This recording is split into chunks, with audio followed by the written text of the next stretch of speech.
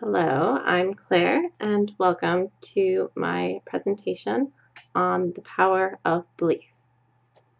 Now, obviously, you wouldn't have purchased this course if you weren't open to, or at least curious about what I have to say and how I view the world. I am excited to share my unorthodox ways of seeing things, for I do believe that the perspective I am about to offer could really be of great benefit if adopted by our society. So get ready to jump down the rabbit hole with me. Before we get into the meat and potatoes, I want to share a short story. I recently went to see a healer that worked very subtly with palpable, strong energy paired with a light touch to initiate deep healing. As a massage therapist myself, I have felt drawn to this type of work, but as a university student, I have remained very skeptical. He started the session by having me clear my mind of any preconceptions in order to open myself up to be able to receive results from his unusual methods. I'm glad to report that I could really feel things shifting inside me as he walked me through what he was finding and doing as he was doing it.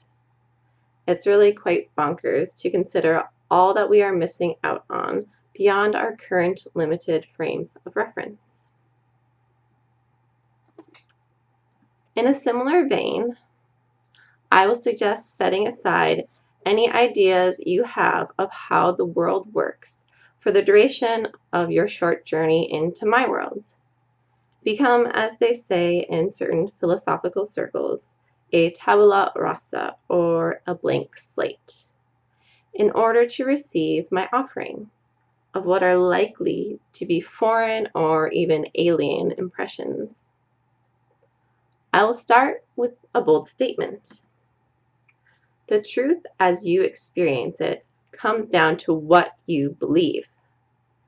It is true because the power of your belief makes it so. The world is not just the way it is. The world is the way it is because that is how you believe it to be. And with great power comes great responsibility. So we must become aware of what we are choosing to believe in any situation if we want to feel a greater sense of control over our life.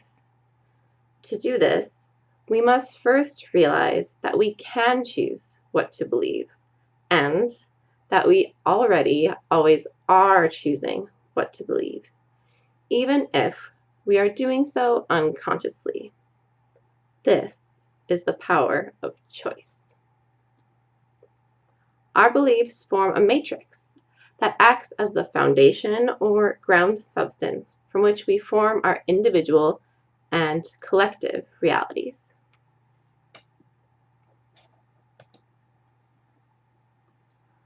Our beliefs determine how we interact with the outer world and also what goes on within our own inner worlds.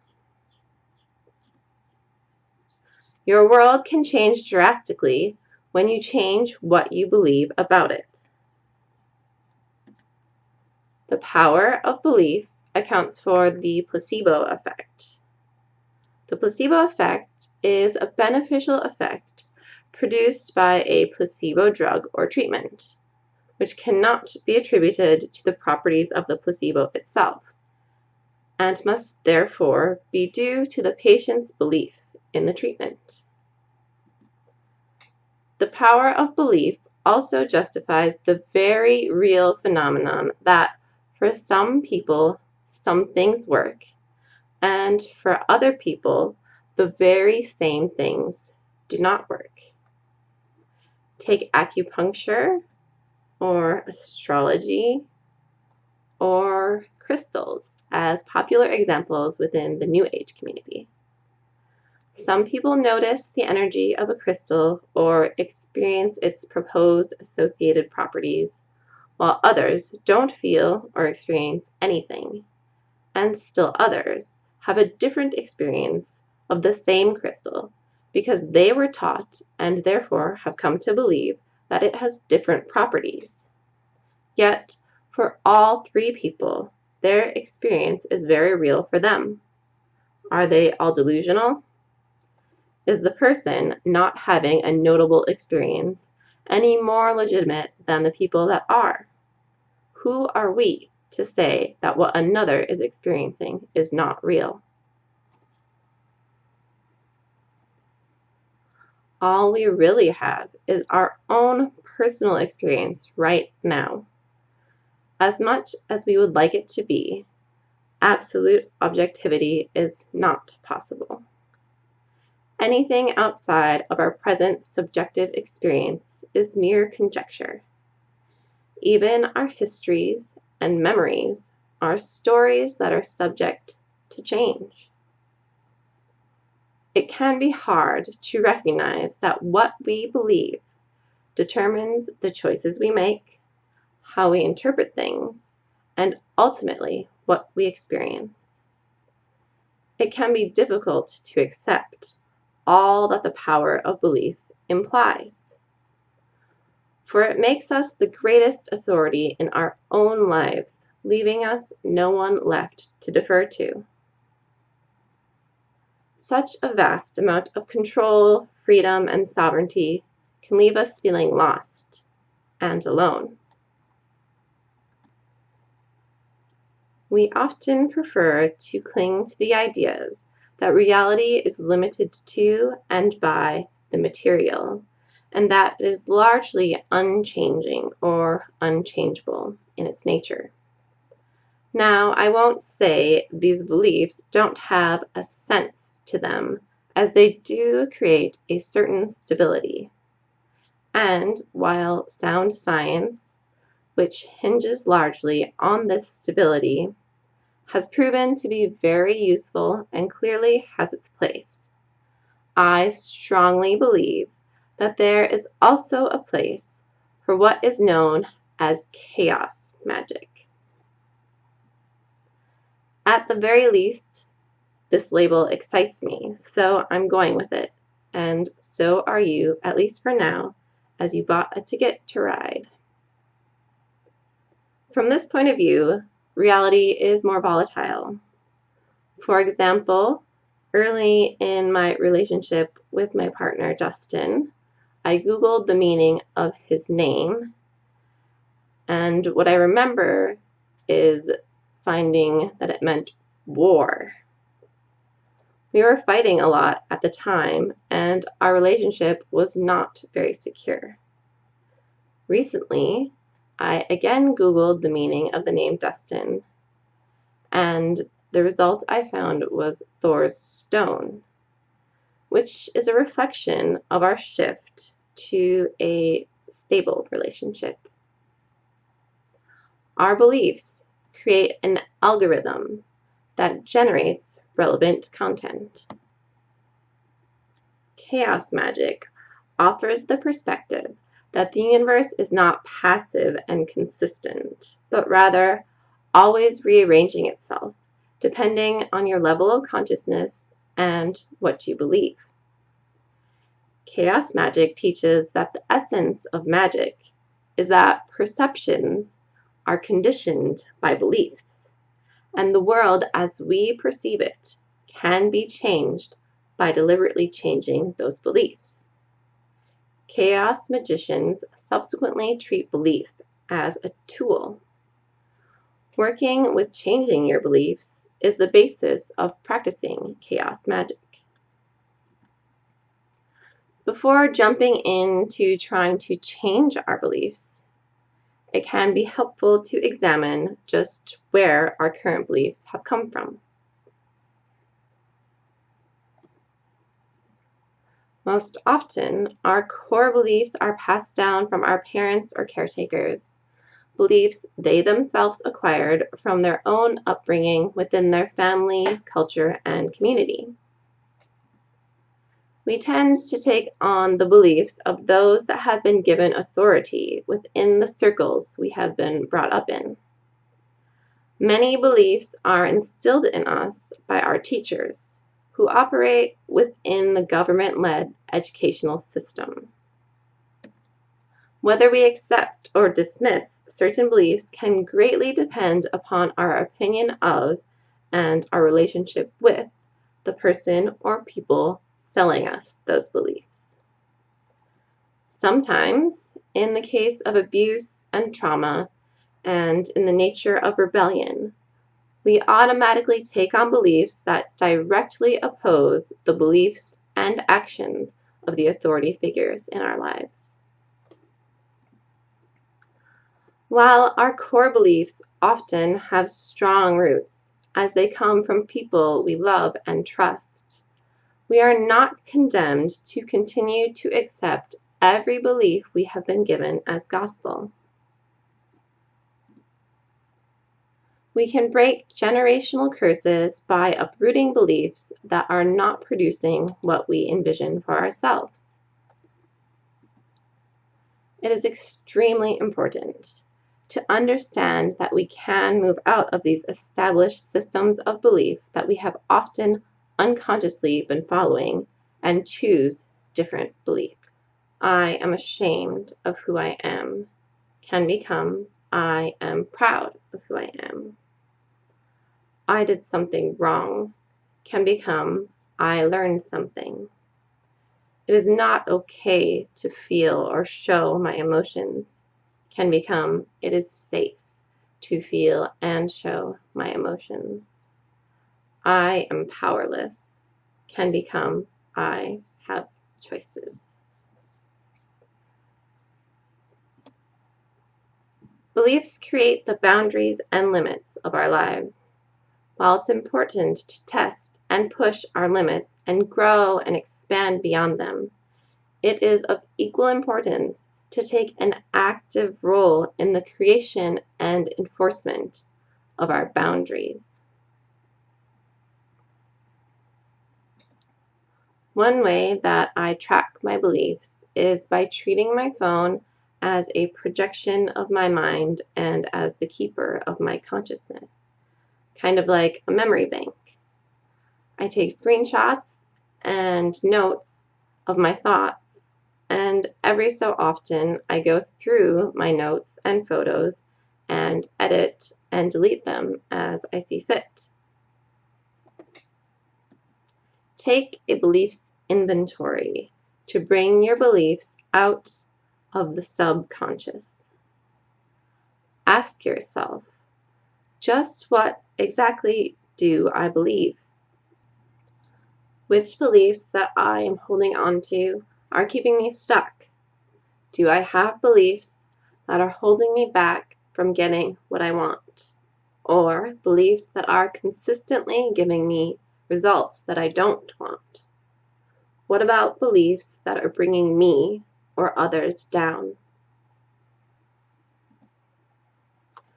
Some beliefs, especially those created from traumatic experiences and those concerning our fears, guilt, and shame, can be harder to unearth because our mechanisms of self-preservation and self-protection have buried them deep in our unconscious. How can you change your current beliefs in a way that benefits yourself and the world at large while still feeling authentic?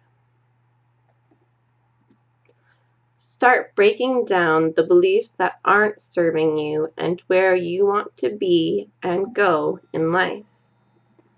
You can start poking holes in the beliefs you no longer wish to put stock in by asking questions such as,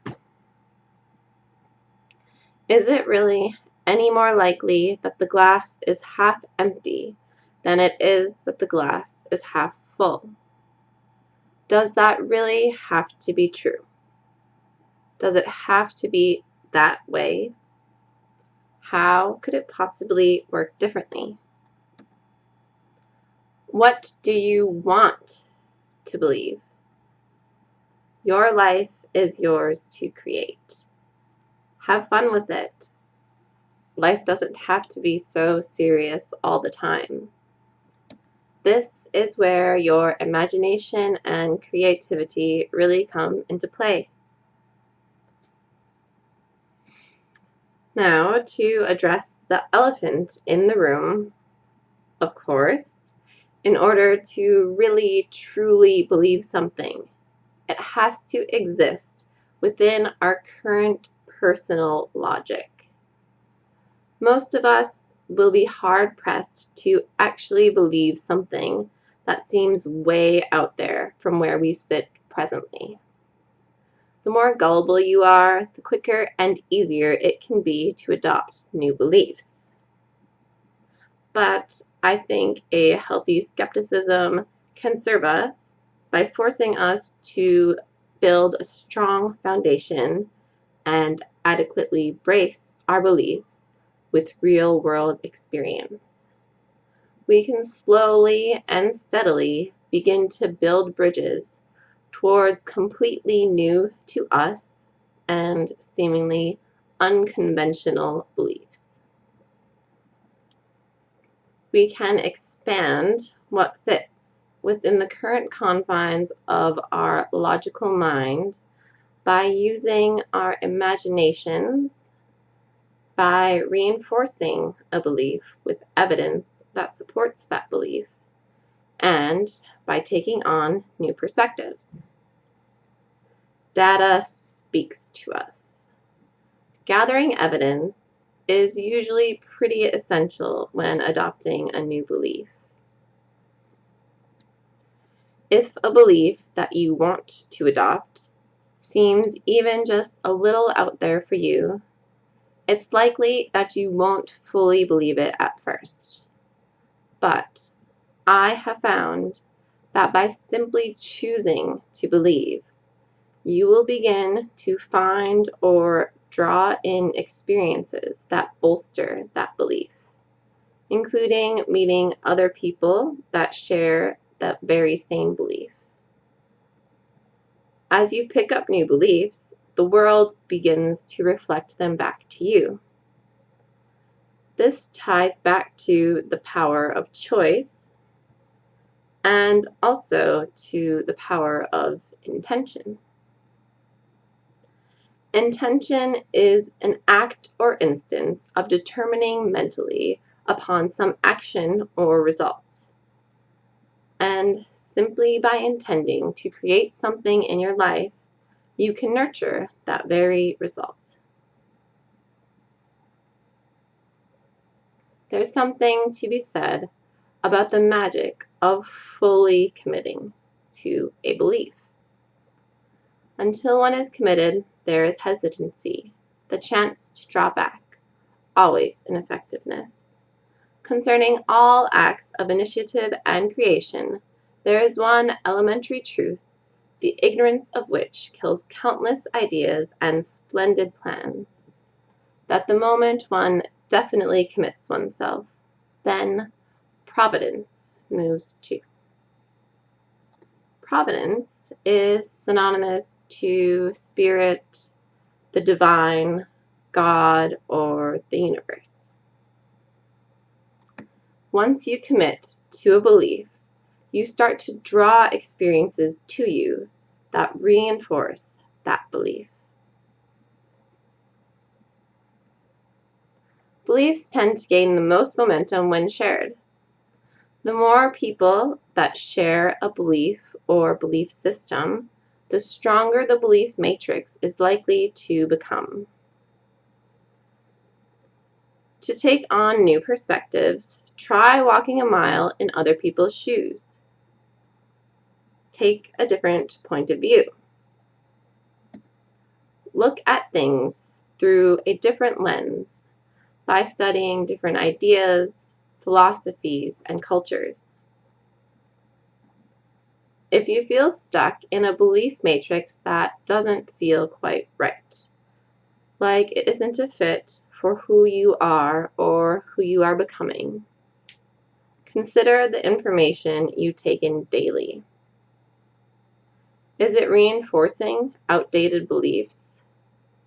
Perhaps you've outgrown some of your beliefs and are ready to create more empowering meaning in your life. We are each responsible for the meanings that we infuse into our experiences. To find inspiration, seek out new sources of information.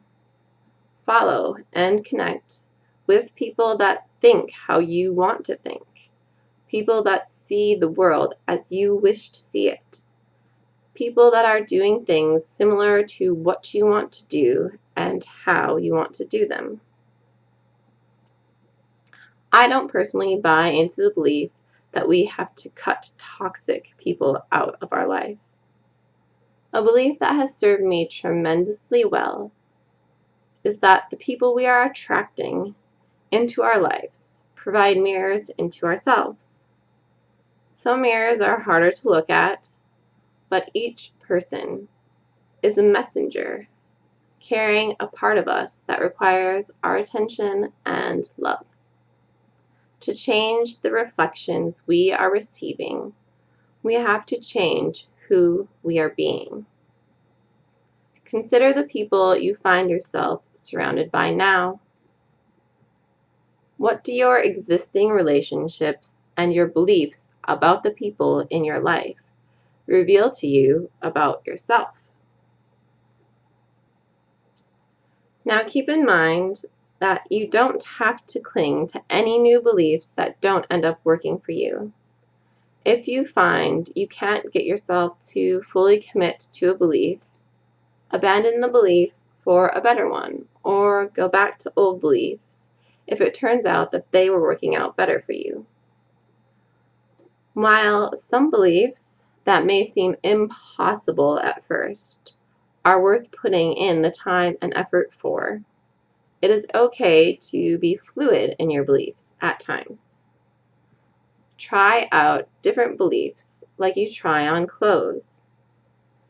Keep what looks good on you and set aside the rest. They'll always be there to come back to. And there will always be those beliefs that are classics that never go out of style. Oldies but goodies.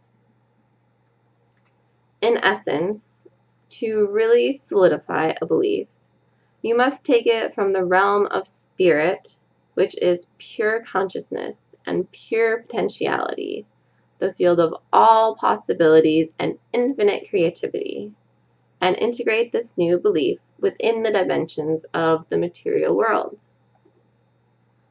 The chakra system can be a very useful tool in doing this. As you move a belief from potentiality through the crown chakra and root it down into the body, the manifesting current brings new form through our consciousness. To uproot a belief, free up your energy as the liberating current dissolves the density of form. Lastly, I want to address my Instagram handle, Beliefs Black Market, which I describe as a shadow belief transaction platform that is characterized by its non-compliance. By this, I mean for it to be a place where we can offer each other beliefs that challenge the status quo, a place where we can create new systems of belief, a place where we can exchange ideas and sift through the bullshit together to find what really sticks and what really works, a place where we can figure out through each other's feedback what makes the most sense to the most people and what moves the needle the most for the most people. Now, with all that said, as hard as it may be to grasp intellectually, it is important to remember that our beliefs do not have to be true for everyone just because or even though they are true for us. It is arrogance to think that our individual beliefs are the ultimate reality, or that everyone should believe what we believe. We do not all have to believe the same things. It can be great to share with others beliefs that bring us ease and joy in our life, or beliefs that have helped us to achieve the things we desire. But perhaps those same beliefs will not work for another, while beliefs that don't work for us are much more suited to them. We are all so unique, and we must respect each other's contrasting beliefs in order to support a beautiful and diverse collective. I hope that you feel inspired by what I have shared, that you have found something that you can apply in your own life during our time together, that you have grown more curious or feel more open-minded than at the start, that I have at least planted seeds that may be further cultivated by the coming experiences of your day-to-day life. Let's reach beyond what we've been sold as possible. Thanks for humoring me and supporting me, even though we will never agree on everything, nor would we want to. I wish the best for you and yours always. Aloha.